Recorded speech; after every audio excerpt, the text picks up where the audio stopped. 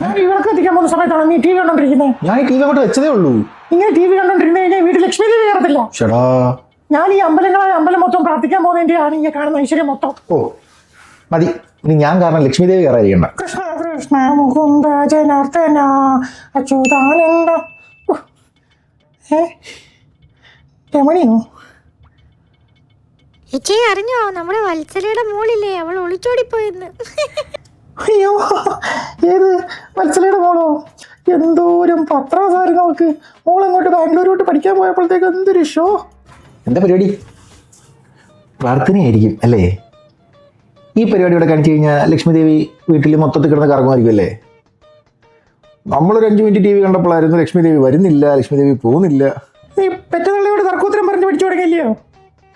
അയ്യോ ഇല്ലില്ല, ഞാൻ ഒന്നും പറയുന്നില്ലേ. പിന്നെ 10 മാസം ഈ വയറ്റില് പോയോ? കൃഷ്ണ കൃഷ്ണ മുകുന്ദ ജനാർദ്ദന അച്യുതാനന്ദ ഗോവിന്ദ മാധവ.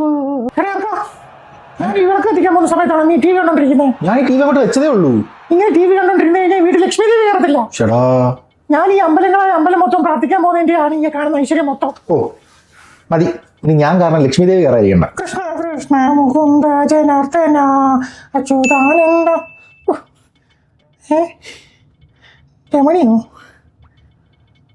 ചേച്ചി അറിഞ്ഞോ, നമ്മുടെ വത്സലയുടെ മോളില്ലേ, അവൾ ഒളിച്ചോടിപ്പോയെന്ന്. അയ്യോ, ഏത് വത്സലയുടെ മോളോ?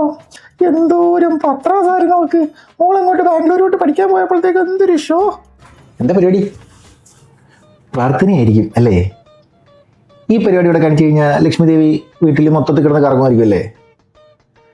നമ്മളൊരു 5 മിനിറ്റ് ടി വി കണ്ടപ്പോഴായിരുന്നു ലക്ഷ്മി ദേവി വരുന്നില്ല, ലക്ഷ്മി ദേവി പോകുന്നില്ല. നീ പെറ്റതള്ളയോട് തർക്കോത്തരം പറഞ്ഞ് പഠിച്ചു തുടങ്ങിയില്ലയോ?